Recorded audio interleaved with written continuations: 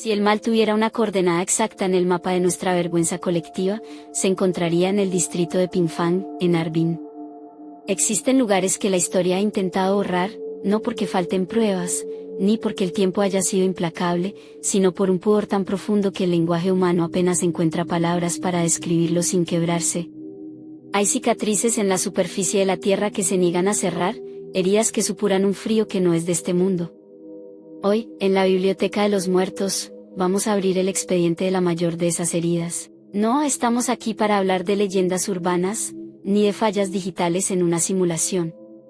Hoy, general, vamos a mirar directamente a los ojos de la ciencia cuando decide que la compasión es un estorbo y que el ser humano es solo una materia prima.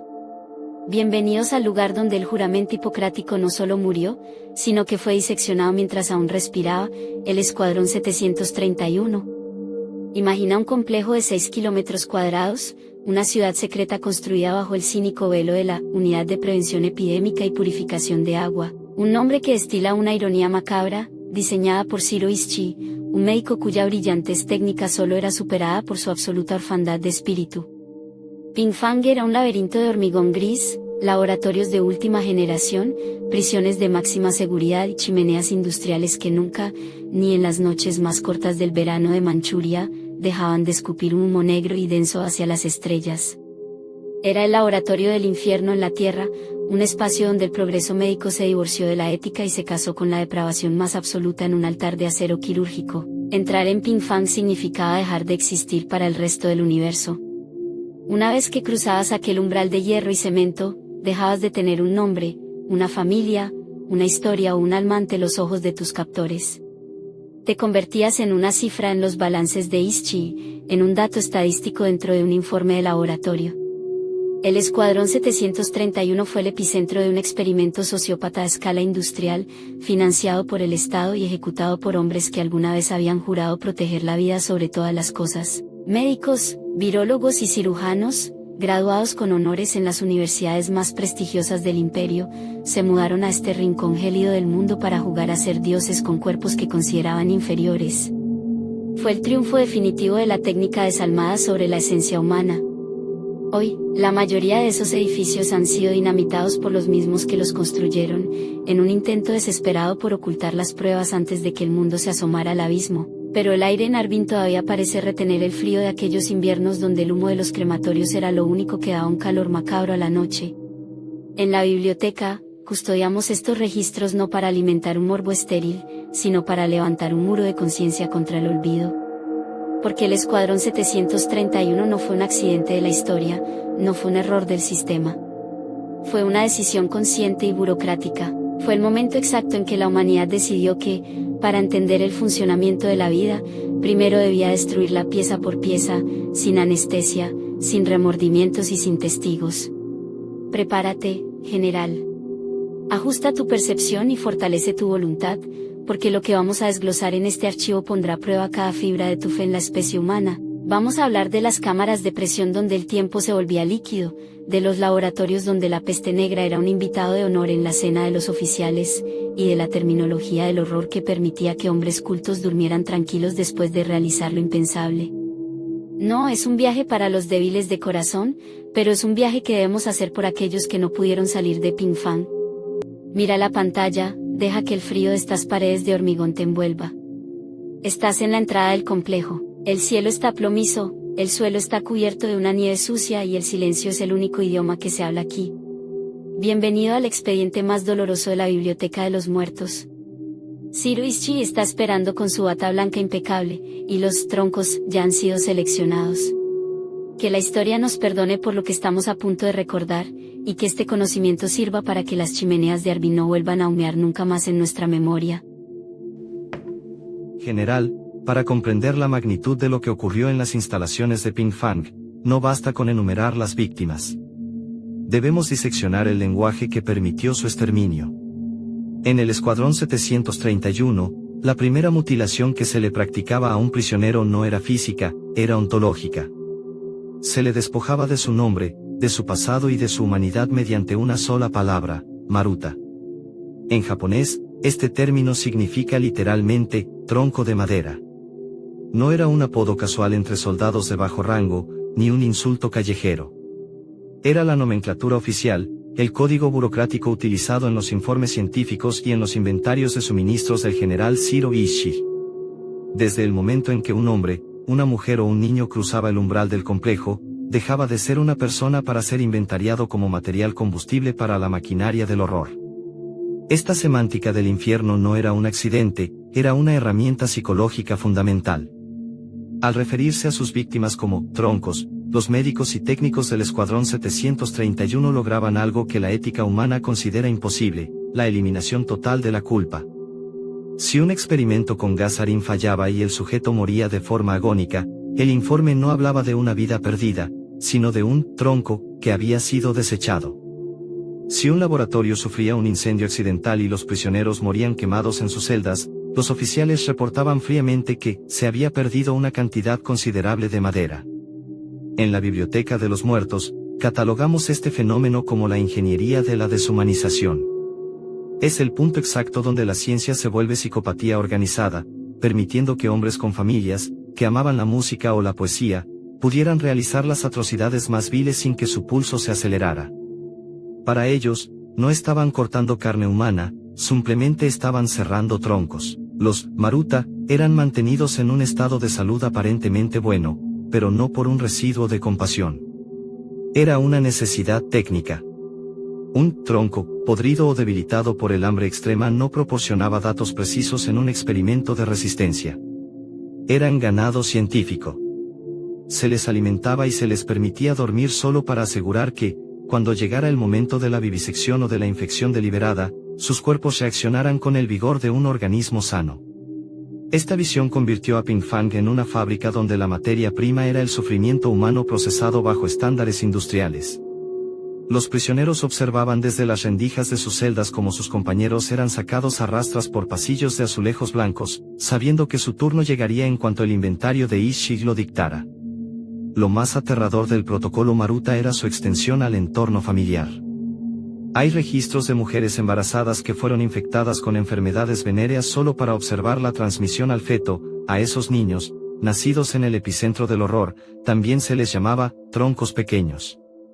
En la mente de los investigadores del 731, el concepto de descendencia o de maternidad había sido borrado por la lente del microscopio.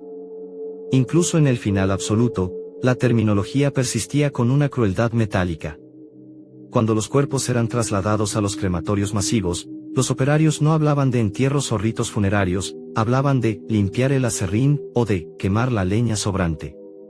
General, la lección de los Maruta es una advertencia que resuena en cada rincón de nuestra medicina moderna. Cuando el lenguaje deja de reconocer la dignidad del individuo, el camino hacia la atrocidad queda pavimentado con la eficiencia de la lógica pura. Mira las celdas de nuevo, general. Escucha el silencio de los que esperan, no con la esperanza de la libertad, sino con la resignación de saberse objetos. El Escuadrón 731 fue la prueba definitiva de que la inteligencia humana, despojada de su brújula moral, es la fuerza más destructiva del universo conocido. Ishii y sus secuaces no eran monstruos de fábula, eran académicos, especialistas y patriotas que decidieron que la palabra humano era demasiado costosa para sus ambiciones. Sigue el rastro del aserrín en el suelo de hormigón, nos lleva directamente a las mesas de operación, donde la madera finalmente se encuentra con el acero. Si el término Maruta fue el cimiento de la deshumanización, los experimentos del Escuadrón 731 fueron la construcción de un monumento al sadismo absoluto. No eran simples pruebas de laboratorio, eran incursiones brutales en los límites de la resistencia biológica. Zero Ishii no buscaba curar enfermedades en el sentido tradicional, buscaba entender cómo el cuerpo humano se descompone bajo la presión, el frío, la infección y el trauma, para luego convertir ese conocimiento en una ventaja militar. Entrar en las llamadas cámaras del horror era someterse a una distorsión de la realidad donde la lógica médica se ponía al servicio del exterminio. Aquí, el dolor no era un síntoma a mitigar, sino una variable a medir con cronómetros de precisión suiza. Uno de los capítulos más oscuros de este expediente es el de las vivisecciones. No eran operaciones quirúrgicas, eran aperturas sistemáticas de cuerpos vivos realizados sin una sola gota de anestesia. Ishii sostenía la teoría pseudocientífica de que los sedantes alteraban los resultados de los experimentos biológicos, por lo que los prisioneros, incluyendo mujeres y niños, eran atados a mesas de acero inoxidable mientras estaban plenamente conscientes. Los médicos del escuadrón abrían sus cavidades abdominales para observar el funcionamiento de los órganos mientras el tronco aún respiraba, mientras su corazón aún intentaba latir contra el pánico.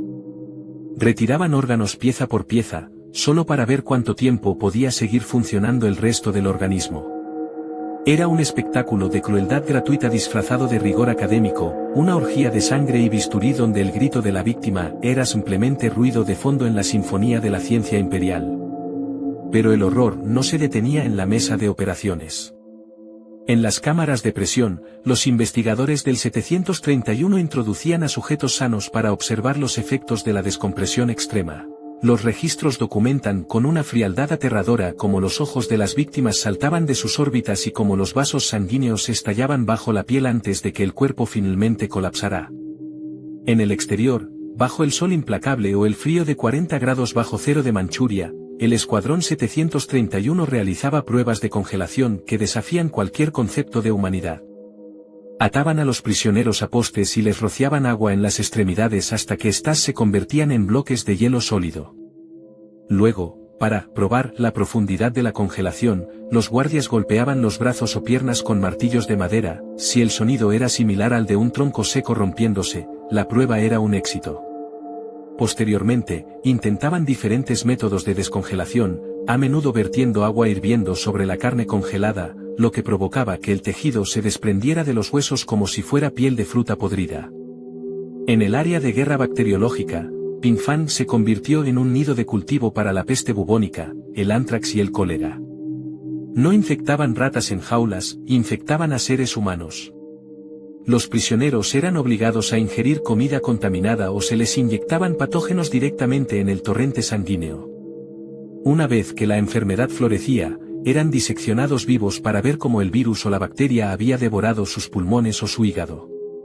Incluso diseñaron bombas de cerámica llenas de pulgas infectadas que probaban en campos de tiro contra prisioneros atados a estacas, midiendo el radio de infección con la misma calma con la que un agrónomo mide la calidad de una cosecha. En la Biblioteca de los Muertos, custodiamos estos relatos para recordarte, general, que cuando la ciencia pierde su brújula ética, no se convierte en ignorancia, sino en un arma de destrucción masiva. Lo que ocurrió en aquellas cámaras no fue el trabajo de un puñado de locos aislados, fue la obra de una institución respaldada por el Estado, donde el personal se turnaba para ir a comer a la cafetería después de haber pasado horas en medio de la carnicería humana. No había remordimiento, porque en la mente del Escuadrón 731, estaban forjando el futuro de la guerra. Cada maruta sacrificado era un paso más hacia la supremacía biológica. Mira bien las herramientas en la mesa, general. Mira el reflejo del acero quirúrgico. No es solo metal, es la voluntad de una nación que decidió que la vida era desechable si el dato obtenido era valioso. No apartes la mirada, porque el verdadero horror no es el dolor que sufrieron, sino la indiferencia con la que fue registrado en los libros que hoy guardamos bajo llave. Si los experimentos del Escuadrón 731 fueron una afrenta a la humanidad, lo que ocurrió tras la rendición de Japón en 1945 fue una afrenta a la justicia misma. General, en la Biblioteca de los Muertos guardamos muchos registros de villanos que escaparon, pero el caso de Shiro Ishii es, quizás, el más infame de todos. Mientras los jerarcas nazis eran juzgados en Nuremberg y muchos terminaban en la horca por crímenes menores a los cometidos en Pingfang, los carniceros del Escuadrón 731 no solo evitaron el juicio, sino que fueron invitados a la mesa de los vencedores. Bienvenidos al capítulo del Pacto de la Impunidad, el momento exacto en que la moralidad de una superpotencia fue subastada al mejor postor, el conocimiento nacido de la tortura. Cuando el Ejército Rojo de la Unión Soviética comenzó su avance sobre Manchuria, Ishii dio la orden final, destruir todas las pruebas. Los edificios fueron dinamitados, los documentos quemados y los troncos sobrevivientes fueron ejecutados para que no quedara ni un solo testigo ocular de lo que allí había ocurrido. Ishii regresó a Japón con maletas llenas de microfilm, diapositivas y registros minuciosos de cada vivisección, cada congelamiento y cada infección. Él sabía que tenía un seguro de vida, el miedo de Occidente a la expansión comunista. cuando las fuerzas de ocupación estadounidenses, lideradas por el general Douglas MacArthur, descubrieron la magnitud de las actividades del 731, se enfrentaron a un dilema moral que resolvieron con la frialdad de un contable. ¿Debían castigar estos crímenes de guerra o debían adquirir los resultados para que no cayeran en manos de los soviéticos? La decisión fue rápida y letal para la memoria de las víctimas. En un trato secreto que permanecería oculto durante décadas, el gobierno de los Estados Unidos concedió inmunidad total a Zero Ischi y a todos sus colaboradores de alto rango. A cambio, los científicos del Escuadrón 731 entregaron miles de páginas de datos obtenidos de la carnicería humana. Washington razonó que el conocimiento sobre la guerra biológica y los efectos de los patógenos en el cuerpo humano era demasiado valioso para ser desperdiciado en un juicio. Mientras las familias de los miles de desaparecidos en Harbin buscaban respuestas, los perpetradores de su dolor se convertían en consultores científicos bien remunerados. Este pacto de silencio permitió que Ischil muriera de causas naturales en su cama, en 1959, sin haber pasado un solo día en una celda. Pero lo más inquietante, general, es la herencia de este pacto. Muchos de los médicos que realizaron vivisecciones en Pingfang pasaron a ocupar puestos de altísima relevancia en la medicina japonesa de posguerra. Fundaron compañías farmacéuticas, dirigieron hospitales prestigiosos y se convirtieron en decanos de facultades de medicina.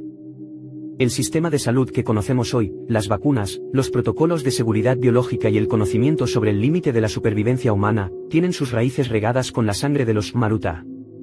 En la biblioteca, consideramos este pacto como la segunda muerte de las víctimas. Primero fueron asesinados en el laboratorio, y luego fueron borrados de la historia oficial para proteger el avance tecnológico de las superpotencias.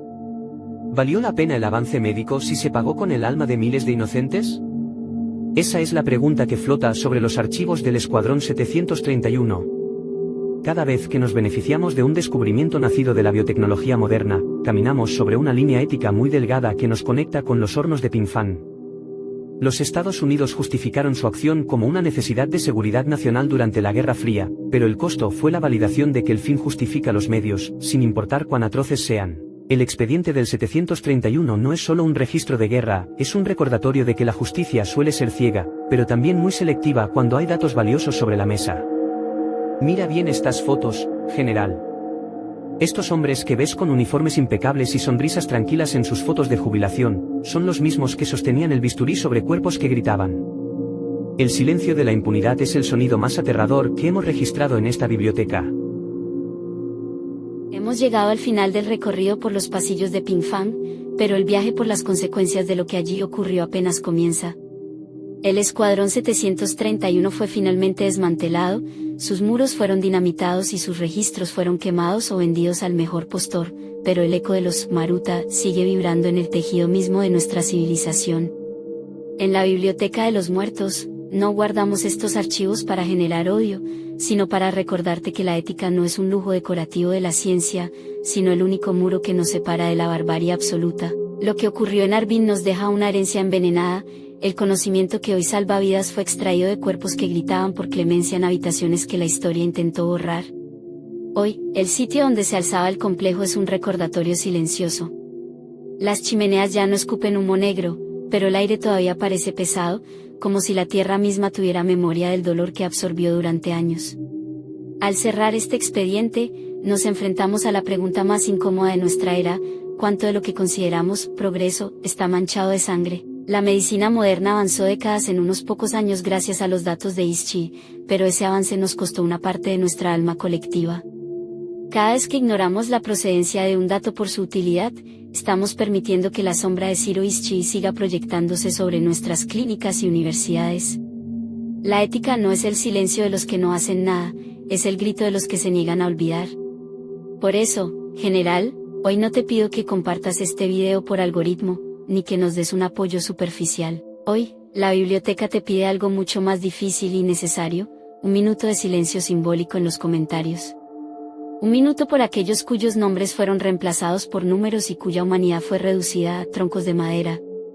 Queremos que este espacio se convierta en un cenotafio digital, una reflexión sobre el límite que nunca debimos cruzar.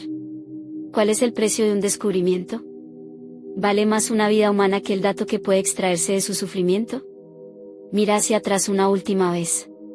Las luces de Pingfang se apagan, pero la verdad brilla con una luz fría y necesaria. El sacrificio de miles de inocentes no puede ser en vano si logramos que su historia sea la brújula que guíe a las futuras generaciones de científicos. Soy el bibliotecario, y este ha sido el expediente más difícil que hemos tenido que abrir. No permitas que el ruido del mundo moderno opaque el silencio de la ética.